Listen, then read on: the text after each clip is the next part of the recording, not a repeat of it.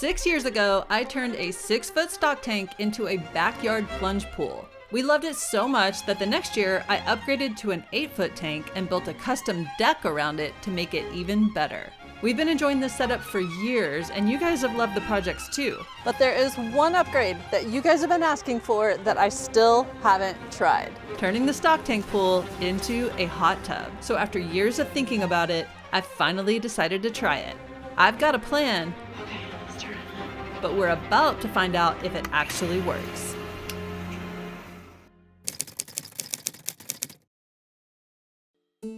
We're going to be using this pump and filter, so here's a super speed refresher on how they already work. There are 2 holes in the side of the tank. One pulls water out and one sends water back in. The pump pulls water out of the tank, pushes it through the filter to clean it, and then sends that filtered water right back into the pool. Each hole connects to a plunge valve, and those valves connect to hoses that run to and from the filter. The valves just let me open or close the water flow whenever I need to, like for maintenance. So for the hot tub, we're just gonna build off of this same system.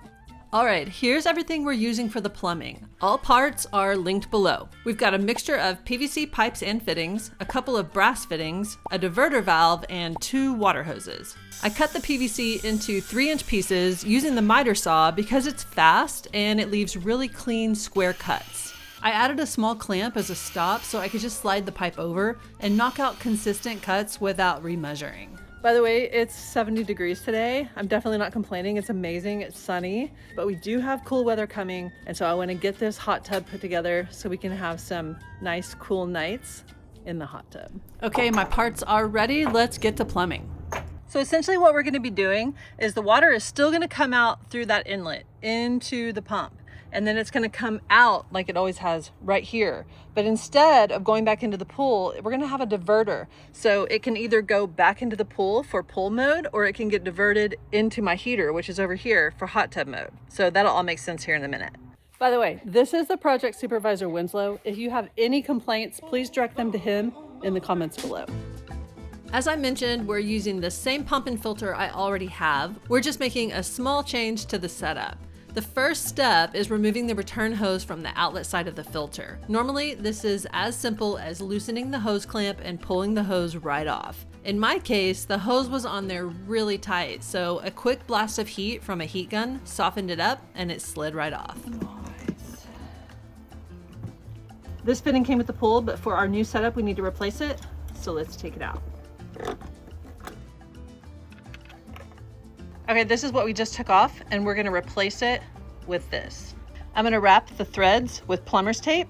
3 to 4 times around is plenty, and a tip is to wrap in the direction of tightening. And you want it nice and snug. The supervisor has found a squirrel. This new fitting is 1.5-inch PVC. One side has male pipe threads, which screw directly into the filter's outlet. The other side is a slip fitting, and that just means that the next piece is gonna slide right in and get glued in place. Anytime I'm gluing PVC, I use PVC primer and cement. And I'm using clear just to keep things looking a little cleaner. Next, I grabbed a short piece of 1.5-inch PVC and I'm gonna glue it into the slip side of this previous fitting. When gluing PVC, first apply a good layer of primer to both the inside of the fitting and the outside of the pipe. This softens the plastic and preps it for the cement. Next, I apply cement to both pieces as well. I like to give it a full, even coat. Then I push the pipe all the way into the fitting, give it a little twist, and hold it in place for like 10 seconds so it doesn't push back out. And that's it. Once it sets, it's a permanent connection. That ain't going nowhere. Next, we're adding this diverter valve. This is what lets me choose between normal pool mode or sending water through the heater. The hole we're gonna use is this bottom one. That's for the inlet, and you know it because it says it right there. This gets glued onto the previous PVC pipe.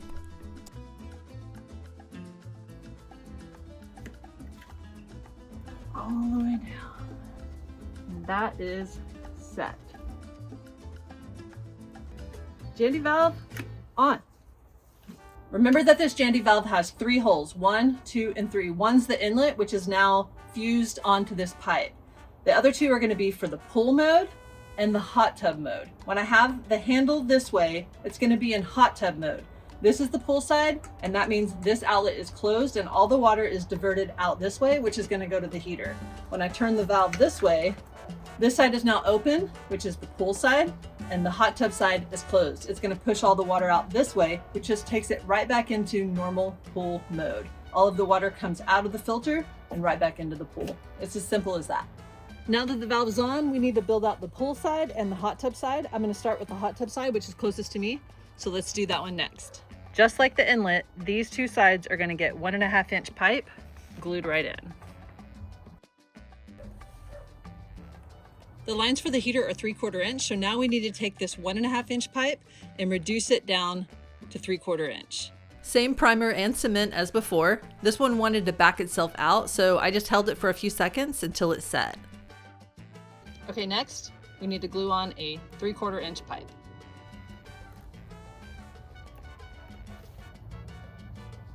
Now we need our 3/4 pipe to transition to garden hose thread, which is what the heater requires. So this part goes next.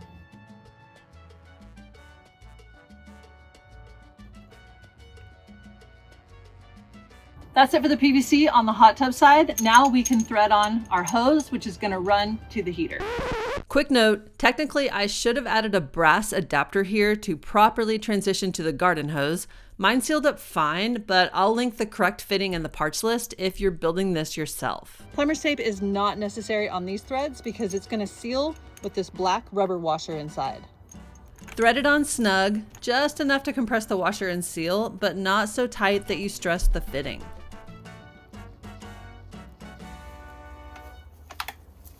Just next to our stock tank pool is our outdoor shower, and on the back side of it is our propane water heater, which is the same heater I'm going to be using to heat the stock tank pool. I already installed this heater previously to heat the outdoor shower. Definitely check out that video if you haven't already.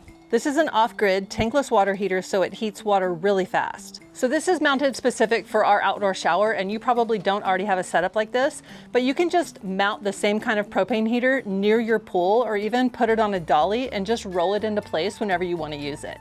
The way this heater works is super straightforward. Water goes in, a propane flame heats it, and then heated water goes out. I've already walked through the inlet and outlet connections when I installed this heater for the outdoor shower, so I'm just gonna reuse that footage here to show you how everything connects. First thing I'm gonna do is take these two adapters that came with the heater kit and screw them to the inlet and outlet for the water ports on the bottom.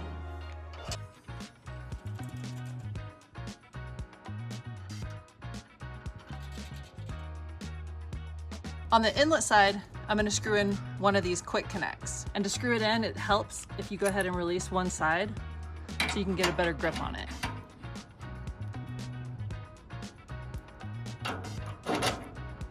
And then into the quick connect, I'm going to take the male end of one of these water hoses and screw it in there.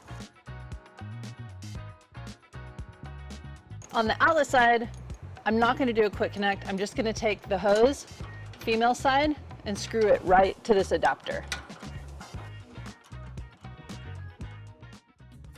So now that you've seen the connections, everything here for the hot tub is basically the same as the shower setup. I'm using the same hoses, I'm using the same fittings. I just swapped in longer hoses so they reach all the way over to the pool. And when we want to use the heater for the shower, I can just switch everything back over in just a few minutes. Okay, with the heater side done, let's go back to the pool and finish the return line that sends the heated water back in.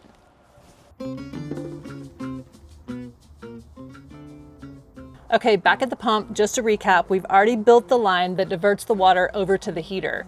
Now, coming out of the heater, we have the return line and we need somewhere for it to go. To build the return side, I'm working off this other port of the Jandy valve. This side mirrors the heater side. We're starting with gluing the same 1.5 inch pipe.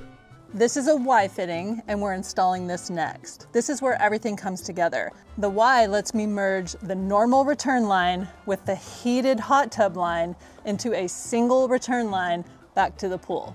I know it looks weird because it's like facing that direction and the pool's over there, but it's gonna turn and go that direction.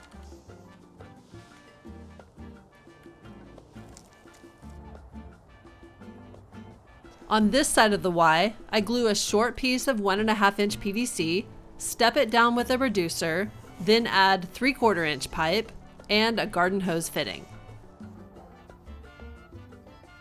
Okay, next is to screw on this brass fitting. And now we can take our return line from the heater and connect it here.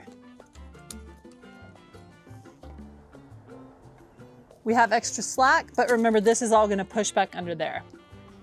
Now we can finish out the return line by gluing on a short section of 1.5-inch PVC, followed by a hose barb adapter. Next, I reconnect the plunge valves for the pool's inlet and outlet hoses. The inlet hose is already connected on the pump side, so the last step is sliding this return hose over this barb and clamping it in place.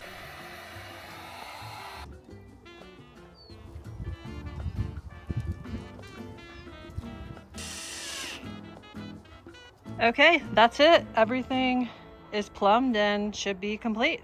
Now that all the plumbing is done, let me do a quick rundown. That's where the water comes out of the pool. It's actually called the inlet because it's pumping water in to the pump. It passes this strainer basket in case there's any debris, it gets caught there. And then the pump pumps the water into the big filter. It goes down in here, circulates around through the sand, filters, and gets cleaned, and then comes out right here. That's the outlet of the filter. Okay, it's coming out right here, and now we have this diverter. This is the valve that we installed. If I turn the valve this direction, that's regular pool mode, just like it always has been. The water comes out, it goes this way, hits that hose, and goes back into the outlet right there, pumps water back out into the pool. Now, if we instead want hot water, I'm gonna turn this valve this direction. That makes the water take a right instead of a left. The water goes this direction, hits this hose, and goes to the heater to get heated. The hot water returns on this hose, comes back this way, and hits the return side here, goes into that hose, and back into the outlet. So we have clean hot water instead. All right, let's try it out. I gave the pool a quick cleaning and filled it up using the water filter on the end of my hose, just like I do for every refill.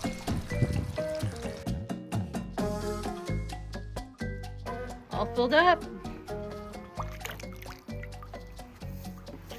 Time to heat it. You know, we've had this stock tank for 6 years now, and we've never had water in it in the winter. This is a new experience for sure. Okay, double checking. I've got it. This side is off, so it's pushing water to the heater side. Got my lines ready. So the next thing to do is walk over here to the heater and open up the gas. Okay, let's turn it on.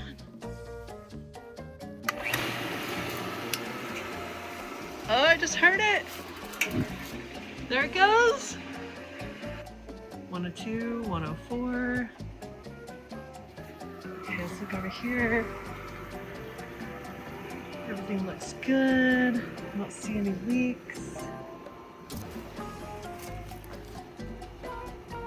I can already feel hot water coming in. That's crazy. Okay, we're on a 111, 113. It's just bouncing back and forth. So that is good. That heater is doing well. That's a good temperature. It's so cool to feel that hot water coming out. The system works, so now it's time to make it efficient. I want to add some simple insulation to the tank to help trap the heat. For the top, I cut 2 sheets of 2-inch foam board into half circles. When you put them together, they're going to float on top and fully cover the pool, which will be excellent at trapping heat. For the side insulation, I layered some reflective insulation, felt rug pads, and exterior fabric. I got fabric long enough to fit around the whole tank, laid it upside down, and then stacked the insulation layers on top. Then I wrapped everything together with fabric and then temporarily secured it with strong tape while I test the setup. If it works, I'll come back and sew the layers closed. Okay, here's my huge koozie that I made. I'm gonna put it around the side of the pool, and what I came up with to hold it in place is these scary strong magnets. Let's see if it works. Definitely don't get your finger stuck between 2 of these magnets. Ask me how I know.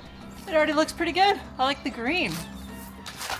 I was hoping that these rare earth magnets could hold the koozie in place through all the layers. Unfortunately, not quite strong enough.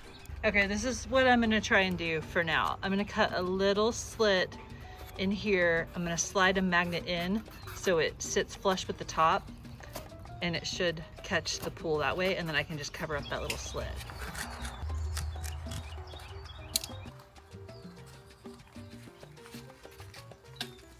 Okay, I just slid the magnet in. There.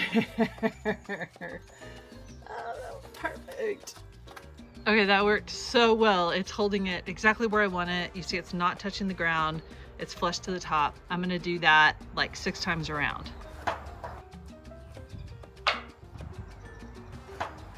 Okay, that looks good. I am really impressed with that. Now that I know it works, I'm gonna use it for now, but soon I'm gonna take it off and have those seams sewed. Before I cover it up, I wanna note that the current temperature is about 60 degrees in there. You can see how the foam lid fits perfectly. And then I secure my tank cover over the top. Honestly, this is the best tank cover I've found so far. I'll link it below for you.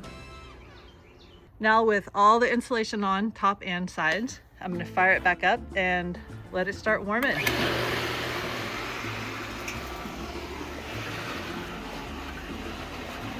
There goes the heater. When I started it up, it kind of ended up settling about 88, and then it went to 93 for a little while. It's been about 10 minutes and it's sitting at 100, so I'm happy with that.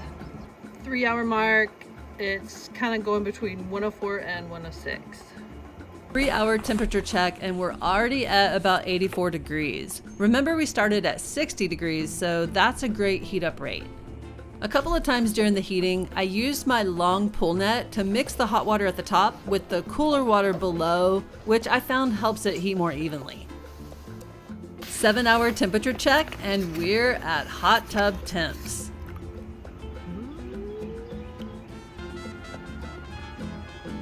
Good. I think it's finally time to try this thing out. Okay, this is honestly so enjoyable and totally worth it. Sitting in hot water completely changes how we get to use our stock tank pool. It adds a whole new level of relaxation and makes it something we can enjoy way more of the year. It does take some time to heat up, but for occasional soaks, relaxing evenings, or just stretching the pool season a bit, this setup works really well. It completely changes how the pool gets used. So it turns out the stock tank just keeps on giving. And I have a feeling this is going to get used a lot more than we expected.